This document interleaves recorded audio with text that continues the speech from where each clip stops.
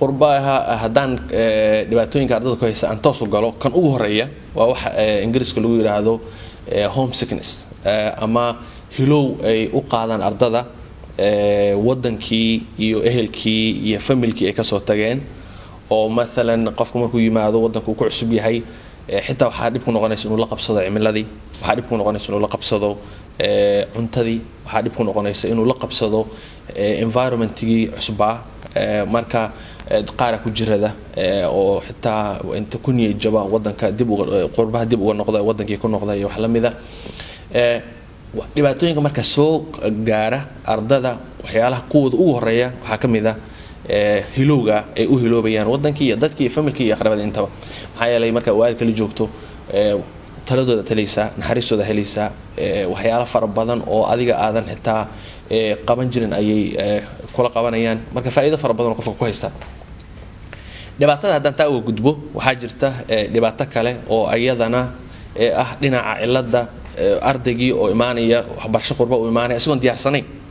oo maalan waxaad arkaysaa arday lagu leeyahay weligii ma aanu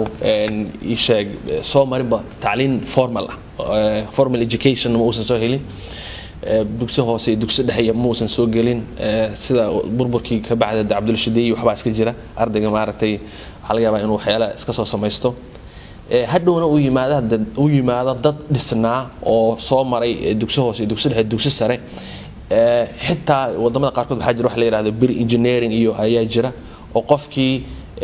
waxbarashadii dugsi hoose dugsi dhexe kaliya ma xitaa college iyo soo maray inta uusan soo gelin waxbarashadii caadiga ahay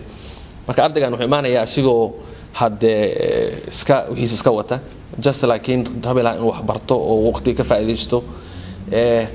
diyaar la'aanta waxay keenaysaa marka dhib fara badan oo qofkii inuu waxbarashada la qabsan waayo in uu ku rafaado in niyad fara badan ay keento waxa qasooyin dhacay waxa kamid ah waxaan leeyahay arday kamid ah nin aad weyn ah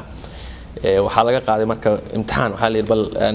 inta aan meel ku geynin bal aan imtixaan ka qaadno meesha aad u qalanto aan ku geyno imtixaan laga qaaday imtixaankii waxa sidoo dhowr ilaa 10 jir waxa u qalantaa fasalka afraad haddii la yiraahdo marka fasalka waa la fariisanaya ardaygii hadda wuxuu noqonayaa ratii la dhex fariisiyo waxaro haddii la yiraahdo aqoontiisa meesha dhigto ku level haddii laakiin la yiraahdo